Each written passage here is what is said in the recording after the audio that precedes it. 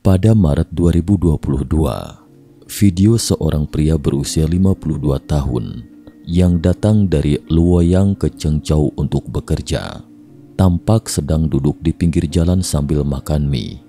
Ini menjadi topik hangat di mesin pencarian Baidu. Dalam video ini, pria tersebut mengenakan jaket kamuflase usang dan sekotak mie di tangannya itu adalah makan siangnya. Semangkuk mie polos tanpa daging dan sayuran seharga 5 yuan atau sekitar Rp10.000. Namun ini sudah menjadi makanan yang nikmat baginya. Yang dia makan di pagi dan sore hari hanyalah roti kukus. Adapun tempat tinggalnya, itu membuat hati orang yang berperasaan ikut larut dalam kesedihan. Di bawah jembatan layang ini, ia melewati semalamnya sambil membungkus tubuhnya dengan selimut. Tentu saja, pemandangan seperti ini juga dapat ditemui di belahan dunia lainnya, khususnya di negara berkembang. Sudah 5 hari dia berada di sini dan hanya mendapatkan 200 yuan atau sekitar Rp400.000. Namun harap dicatat, ini adalah konversi nilai mata uang, di mana mungkin bagi sebagian orang, uang sebesar Rp400.000 yang diperoleh dari hasil kerja fisik ini dianggap sudah lumayan besar, tapi tidak di negara setempat. Setelah membeli beberapa kebutuhan pokok sehari-hari, dia masih harus melewati hari-hari pahitnya selama beberapa hari lagi dengan 50 atau 60 yuan sisanya. Pria itu mengatakan kepada wartawan, 200 yuan uangnya itu adalah hasil kerja kerasnya sebagai kuli kasar di lokasi konstruksi. Meski dibebani tekanan hidup yang keras, namun dalam video tersebut, ia tidak pernah berkeluh kesah, malah tampak tersenyum ceria dan tidak terbawa emosi karena nasibnya. Ia juga beberapa kali mengatakan kepada wartawan, makanan tersebut dibelinya dari hasil keringatnya sendiri, bukan sumbangan dari orang lain, juga tidak dipungut dari manapun. Ada yang mengatakan, mereka melihat rasa percaya diri dari Om ini untuk bertahan hidup dalam situasi sulit. Sementara lainnya mengatakan bahwa dari perjuangan hidup Om ini, mereka merasakan betapa sulitnya orang tua mereka yang bekerja jauh dari kampung halaman. Namun nyatanya, Om ini mungkin bukan termasuk sekelompok orang termiskin di dunia.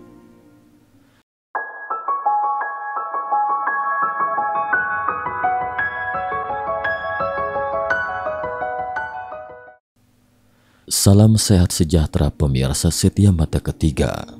Hari ini kita akan bahas tentang mengapa kita tidak bisa terlepas dari kemiskinan.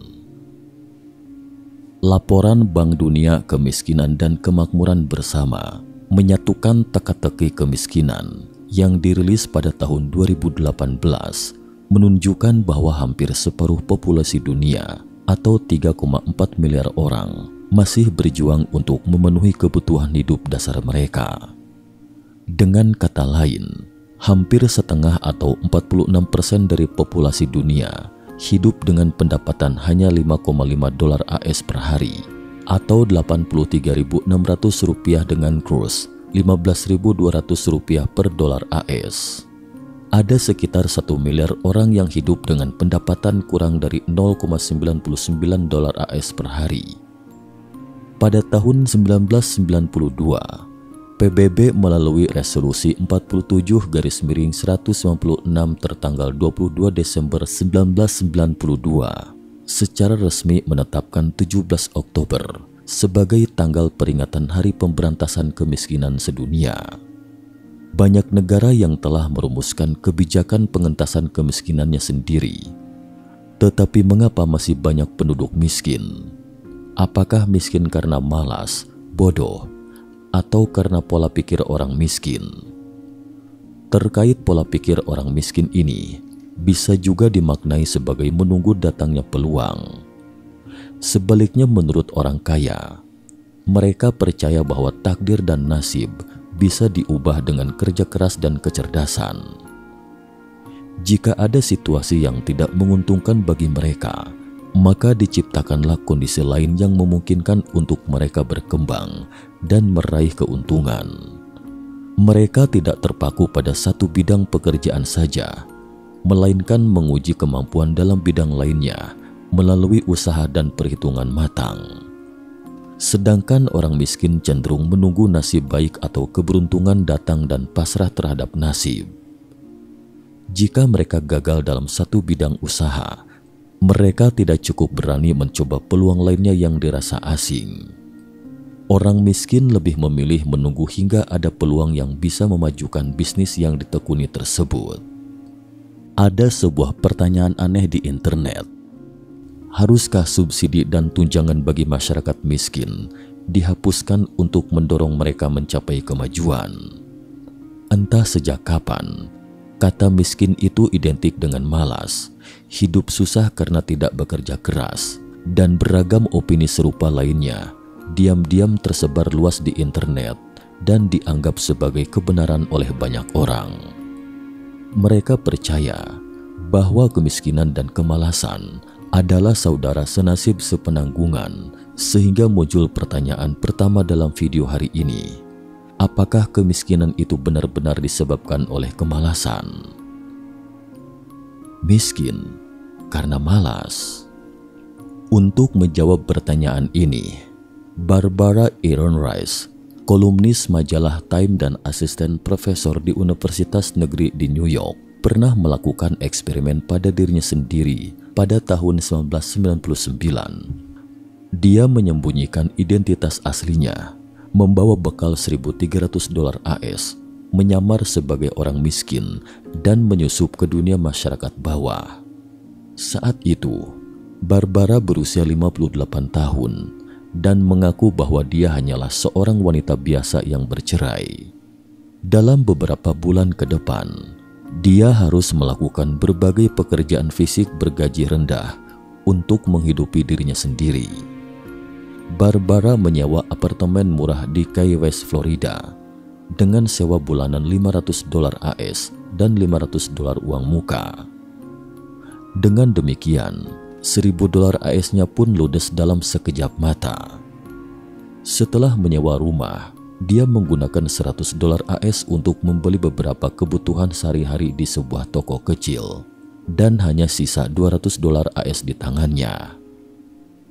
Pekerjaan pertama Barbara adalah sebagai pelayan di sebuah restoran. Jam kerja dari pukul 2 siang sampai 10 malam, dengan upah per jam $2,43. Jumlah ini lebih rendah dari upah per jam resmi yang ditetapkan pemerintah pada saat itu. Jika bekerja sesuai jam kerja normal, dia hanya bisa mendapatkan penghasilan sebesar $19,44 AS sehari, sementara biaya sewanya $16,6 AS per hari.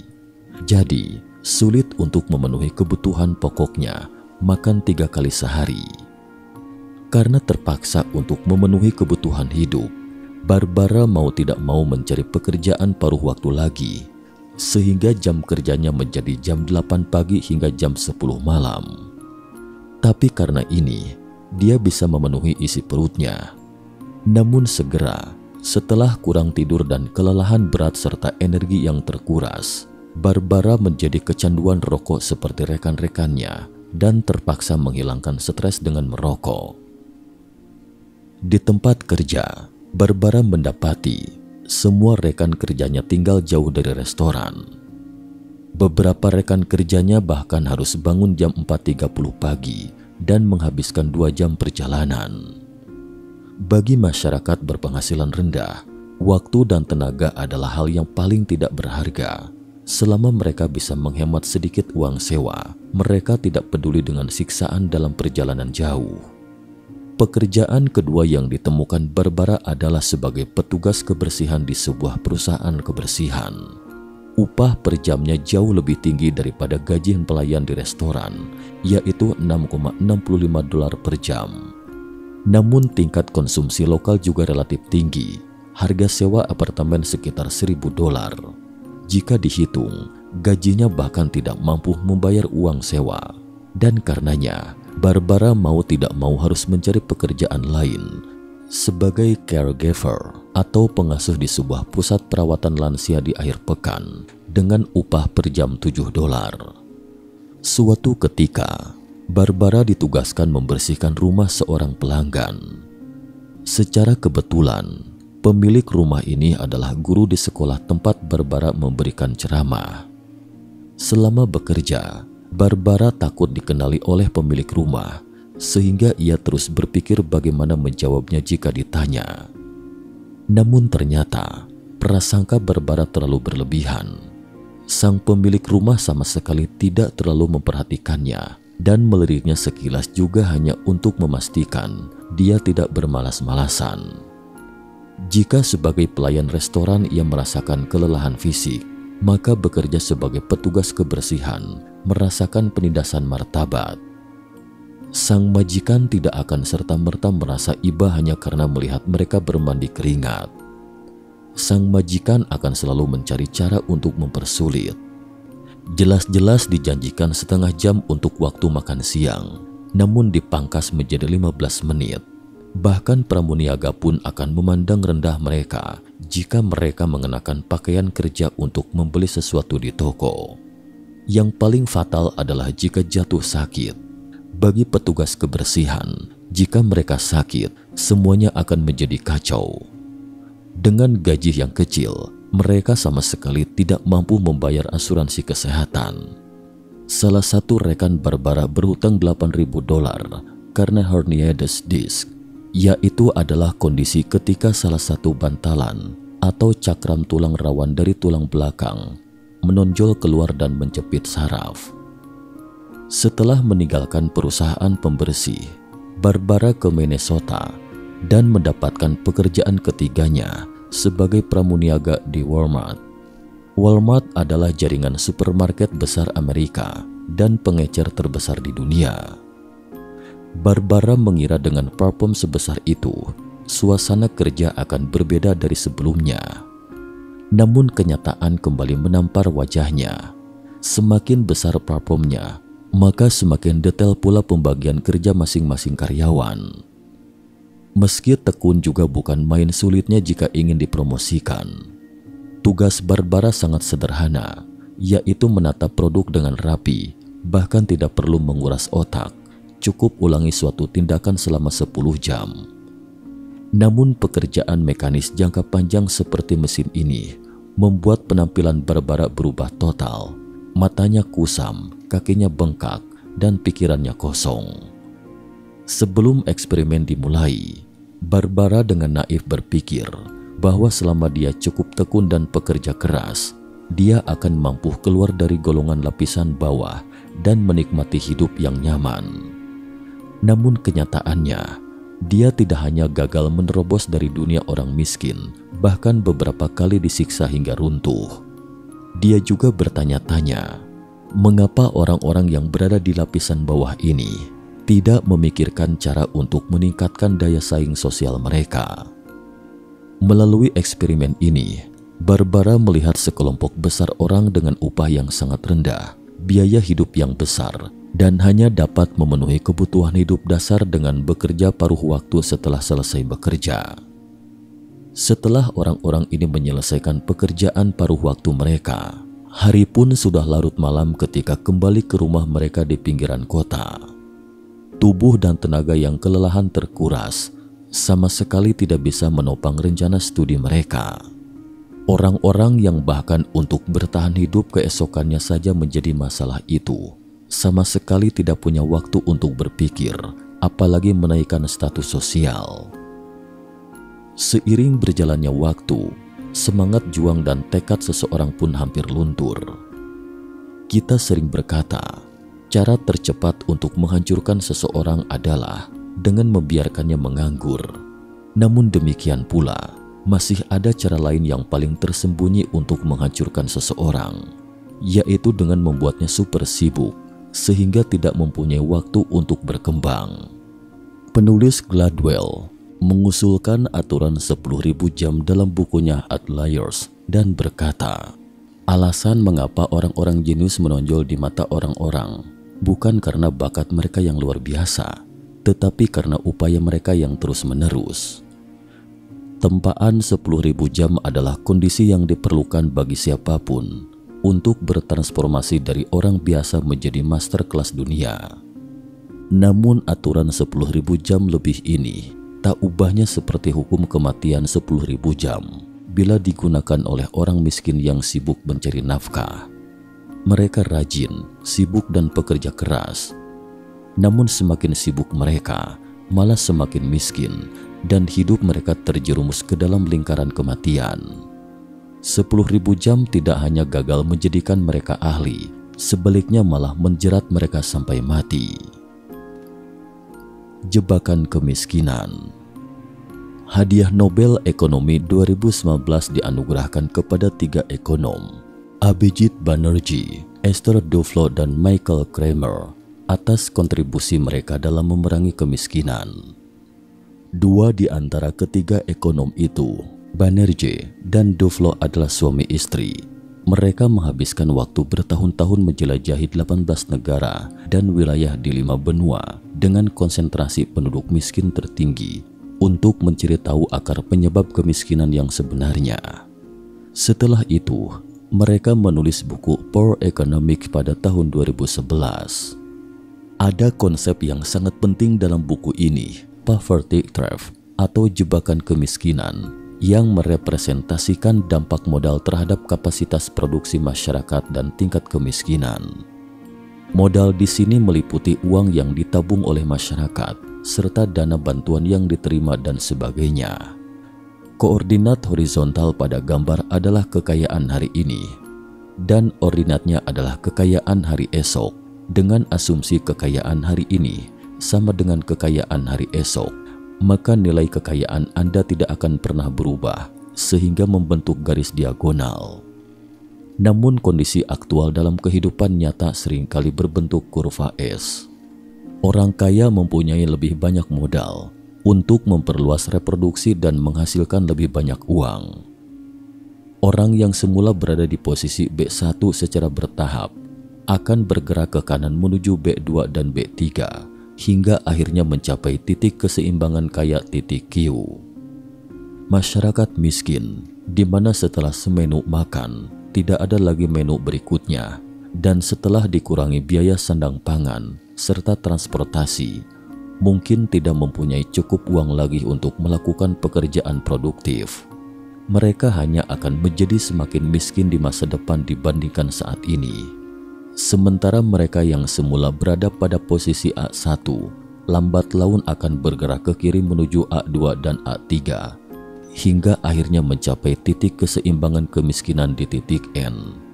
Akibatnya, masyarakat di area berwarna terang semakin miskin dan masyarakat di area berwarna gelap semakin kaya. Setelah melakukan sejumlah besar percobaan lapangan secara acak, Banerjee dan Duflo menuturkan bahwa penyebab dari jebakan kemiskinan adalah karena masyarakat miskin tidak memanfaatkan sumber daya dan menahan pendapatan secara efektif, sehingga sejumlah besar modal yang seharusnya digunakan untuk membangun di masa depan menjadi sia-sia. Dengan kata lain, orang miskin lebih terampil dalam membuang-buang uang. Buku ini memberikan contoh seperti ini. Banerjee dan Duflo pernah mengunjungi sebuah desa miskin di Maroko, Afrika Utara, dan menemukan banyak anak di sana yang kekurangan gizi. Penduduk desa tidak mempunyai uang untuk membeli makanan, tetapi setiap rumah tangga di desa tersebut tampaknya memiliki TV. Televisi tidak akan memperbaiki keadaan ekonomi mereka, namun pola makan yang lebih sehat akan membantu mereka menjadi lebih produktif. Mengapa mereka lebih memilih menabung dalam jangka waktu lama dan membeli TV daripada mengeluarkan uang untuk meningkatkan status gizinya? Ketika ditanya pertanyaan ini, masyarakat di desa tersebut menjawab, karena TV lebih penting daripada makanan. Dalam kehidupan sehari-hari, ada banyak orang seperti itu di sekitar kita. Hidup berhemat setiap hari, namun rela menghabiskan beberapa bulan bahkan bertahun-tahun gajinya untuk membeli iPhone, tas LV, atau melangsungkan acara pernikahan mewah. Jika tidak hati-hati, akibatnya akan kewalahan dengan berbagai pinjaman, lama-kelamaan akan terjerat dan sulit untuk melepaskan diri. Masyarakat miskin nampaknya memiliki keinginan yang lebih besar terhadap barang-barang mewah dibandingkan masyarakat kaya. Hal ini memicu pada pertanyaan kedua hari ini. Apakah masyarakat miskin menjadi miskin karena mereka dilahirkan dengan pengendalian diri yang tidak memadai? Kemiskinan disebabkan kurangnya pengendalian diri terhadap godaan. Sebelum menjawab pertanyaan ini, mari kita lihat dulu eksperimen psikologis yang terkenal berikut ini. Eksperimen ini berlangsung di taman kanak-kanak di dalam kampus Universitas Stanford pada tahun 1966. Sekelompok anak usia 4 hingga 6 tahun dihadapkan pada masalah yang sulit. Bagaimana caranya menolak makanan marshmallow di atas meja? Orang yang menanyakan pertanyaan sulit ini kepada mereka adalah psikolog Amerika terkenal, Walter Mischel. Ini adalah percobaan marshmallow Stanford yang terkenal. Aturan percobaannya sebagai berikut. Setiap anak ditinggalkan di sebuah ruangan dengan 2 piring berisi marshmallow dan cemilan lain.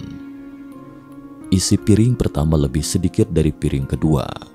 Sebelum meninggalkan ruangan, peneliti mengatakan bahwa si kecil boleh memakan isi piring pertama kapan saja.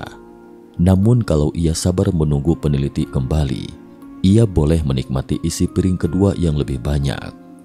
Peneliti lalu memperhatikan tingkah si kecil lewat cermin 2 arah dan mencatat seberapa lama si kecil bisa tahan. Hasilnya hampir 30% anak memakan cemilan dalam 30 detik setelah peneliti keluar ruangan. Lebih dari 30% anak berhasil menunggu selama 10 menit. Namun kebanyakan anak akhirnya menikmati cemilan dalam waktu 6 menit. Mischel mempelajari bahwa anak yang paling sabar seringkali menggunakan strategi kreatif untuk menghindari godaan. Misalnya, menganggap bahwa marshmallow di hadapannya tidak ada. Penelitian lanjutan yang dilakukan Mischel pada akhir 1980-an dan awal 1990-an menemukan bahwa anak yang lebih sabar menunggu demi hadiah yang lebih besar menunjukkan performa lebih baik di sekolah. Mereka juga memiliki skor SAT, yaitu nilai untuk masuk perguruan tinggi lebih tinggi. Selain itu, anak-anak tersebut mempunyai kepercayaan diri lebih tinggi dan keterampilan emosi lebih baik. Bahkan penelitian menyebutkan bahwa mereka cenderung terhindar dari penyalahgunaan obat-obatan. Lalu, bagaimana dengan anak yang tidak tahan godaan? Beberapa penelitian menyebutkan bahwa mereka lebih berisiko gemuk atau obesitas 30 tahun kemudian dan memiliki kesehatan umum yang lebih buruk saat dewasa. Intinya, semakin sabar selama puluhan menit, semakin besar kemungkinan menjadi pemenang dalam hidup. Proses eksperimen yang begitu sederhana dan hasil eksperimen yang luar biasa. Setelah eksperimen marshmallow dipublikasikan, hal itu menarik perhatian publik. Makalah Profesor Mischel telah dikutip ribuan kali. Dalam makalahnya, Profesor Mischel mengemukakan konsep kepuasan tertunda, yaitu seseorang yang memiliki pengendalian diri yang cukup dan mampu menahan godaan yang ada di hadapannya, lebih besar kemungkinannya untuk sukses di kemudian hari. Masa depan seorang anak dapat diprediksi dengan marshmallow, dan teori Profesor Mischel dianggap sebagai panduan mengasuh anak oleh banyak orang tua anak.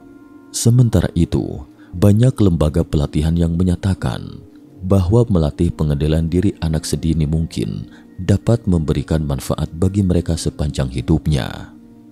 Meski terkenal, marshmallow tes balita mendapat banyak kritik hingga bertahun-tahun kemudian. Salah satu kritik terbesar adalah delayed gratification hanya bisa diterapkan untuk anak dari kalangan menengah dan atas. Apakah masuk akal jika anak-anak yang hidup dalam kemiskinan menunda gratifikasi di saat mereka terbiasa dengan ketidakstabilan? Sebuah studi oleh peneliti New York University berjudul Revisiting the Marshmallow Test pada 2018 juga meragukan bahwa kesuksesan dan karakter seseorang bisa diprediksi dengan sikapnya ketika ditinggalkan bersama permen saat berumur 4 tahun. Lagi pula, bisa jadi anak-anak tadi tidak terlalu suka marshmallow dan cemilan lain yang disuguhkan. Meski demikian, Michelle menerima kritik-kritik tersebut. Gagasan bahwa si kecil akan sial jika ia tidak sabar memakan marshmallow adalah misinterpretasi yang serius, kata Michelle. Michelle dan rekan-rekan penelitiannya mengakui kemungkinan bahwa dengan ukuran sampel yang lebih besar, korelasinya bisa berkurang. Mereka juga menyebut bahwa stabilitas lingkungan rumah bisa jadi memainkan peranan yang lebih penting daripada marshmallow test. Gratifikasi tertunda. Gratifikasi tertunda adalah kemampuan menahan diri untuk mendapatkan kepuasan. Kemampuan seseorang untuk menunda kepuasan berkaitan dengan keterampilan serupa lainnya seperti kesabaran, kontrol impuls, kontrol diri dan kemauan yang semuanya terlibat dalam pengaturan diri. Menurut artikel di jurnal Frontiers in Psychology, penundaan gratifikasi bukanlah kemampuan yang dibawa dari lahir, melainkan diperoleh melalui perkembangan. Kemampuan ini meningkat seiring usia. Di umur 4 tahun, anak-anak memiliki kemampuan untuk menghadapi situasi berorientasi masa depan. Selanjutnya di tahun kelima, anak-anak menunjukkan strategi kognitif yang diperlukan untuk menunda gratifikasi. Karena itu, di usia 5 tahun, anak-anak sudah bisa menahan keinginannya demi mendapatkan ganjaran yang lebih besar. Jadi, bisa menunggu 2 menit, 5 menit, atau batas maksimum 7 menit. Tidak memberikan kelebihan apapun dibanding hanya bisa menunggu 20 detik, kata Tyler Watts, profesor psikologi Universitas Columbia yang mereplikasi penelitian Michelle dan tim. Jadi, sepertinya kurang tepat menyebut bahwa seseorang bisa mengontrol diri karena memiliki tekad dalam dirinya, karena berusaha keras menahan diri. Faktanya, orang-orang seperti ini seringkali berada di lingkungan yang minim godaan.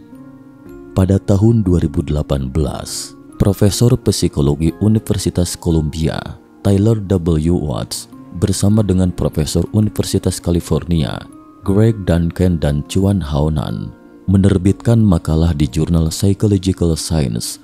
Tyler dan kawan-kawan mengoptimalkan kembali percobaan marshmallow, memilih ukuran sampel yang lebih besar.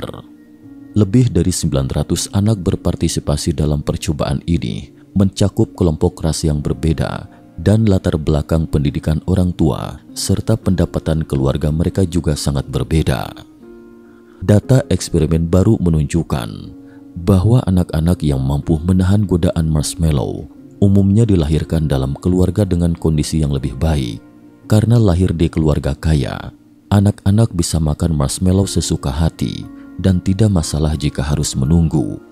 Sementara anak-anak yang lahir dalam keluarga dengan kondisi yang lebih miskin jarang mempunyai kesempatan untuk makan marshmallow dan kemampuan mereka untuk menahan godaan secara alami juga lebih rendah. Meskipun orang tua mereka pernah berjanji untuk membelikan mereka makanan yang lebih enak, namun janji ini seringkali diingkari karena masalah ekonomi.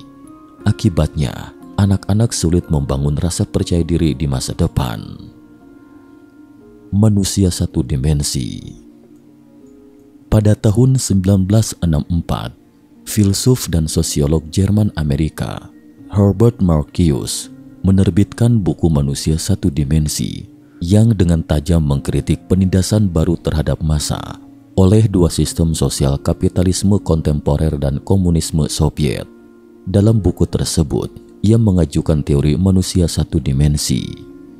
Menurut Marcuse, bahwa masyarakat industri maju menggunakan teknologi untuk menciptakan dan memenuhi kebutuhan material masyarakat, menciptakan lingkungan hidup yang tidak bebas namun nyaman bagi masyarakat. Pada saat yang sama, kepribadian dan kognisi masyarakat menjadi terbatas, kehilangan berpikir kritis, tingkat materi menjadi standar untuk mengukur segala sesuatu, dan orang-orang telah menjadi manusia satu dimensi. Salah satu konsep penting dalam buku tersebut adalah kebutuhan palsu yang mengacu pada penggunaan media, iklan, dan cara lain oleh masyarakat industri maju untuk menggoda dan mencuci otak masyarakat, sehingga menyebabkan masyarakat memiliki tuntutan yang tidak nyata atau tidak perlu. Dikatakan demikian mungkin tidak mudah untuk dipahami.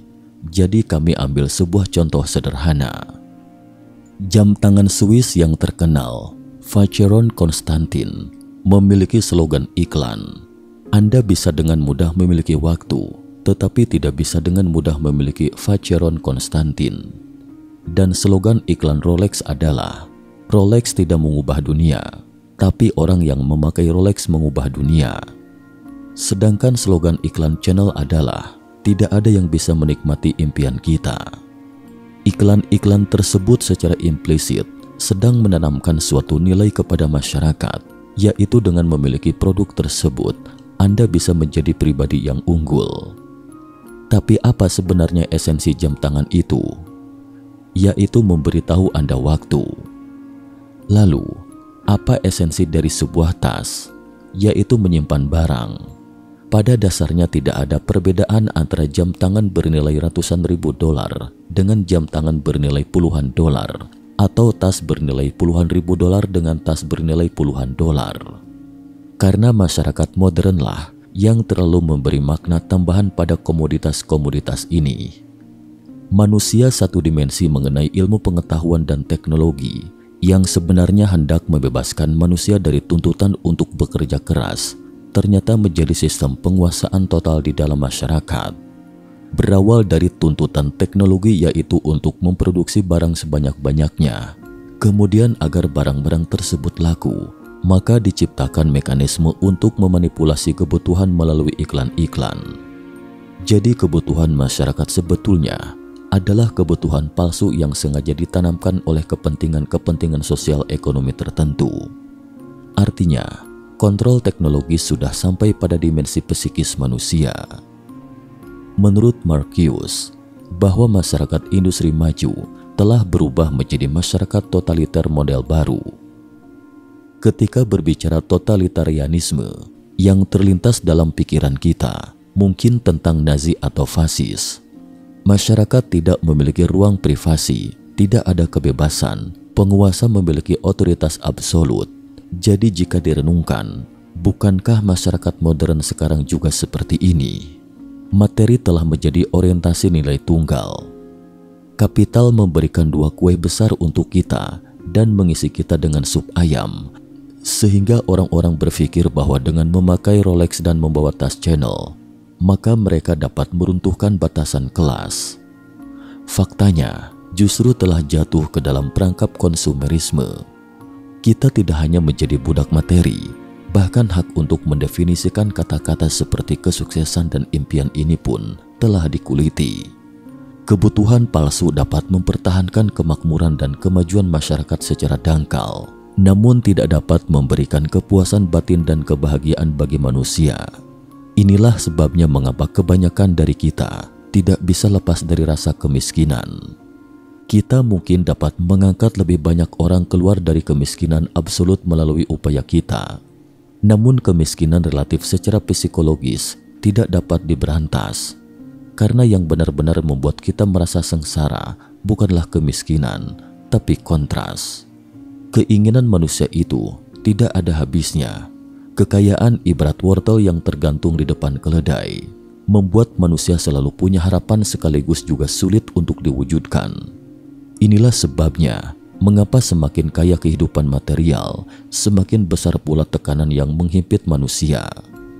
Lalu solusinya? Sayangnya, Marcuse tidak memberikan solusi yang layak.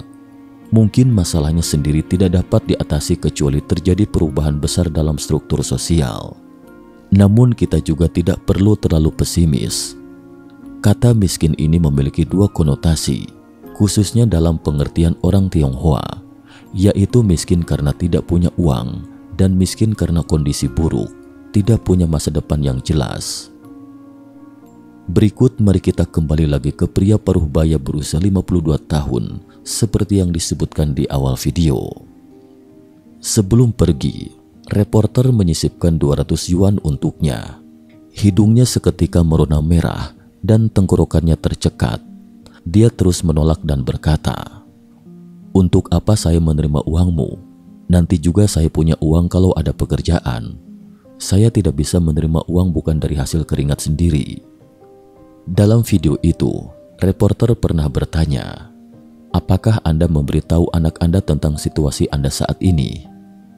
Saat ditanya tentang anak, untuk pertama kalinya si Om menunjukkan ekspresi malu-malu dan tidak wajar. Anak saya masih terlalu kecil, tidak perlu memberitahunya terlalu banyak. Cukup saya saja yang menelan pahitnya, katanya. Fakta yang kejam membuat kita pantang putus asa demi sesuap nasi. Namun saat bekerja keras untuk menghasilkan uang, jangan biarkan uang menelan semua keyakinan kita. Karena hal yang paling membahagiakan di dunia adalah memperjuangkan cinta kasih dan cita-cita, bukan berjuang demi uang. Semua orang boleh saja miskin uang, tapi tidak miskin semangat. Sekian dan terima kasih atas perhatiannya.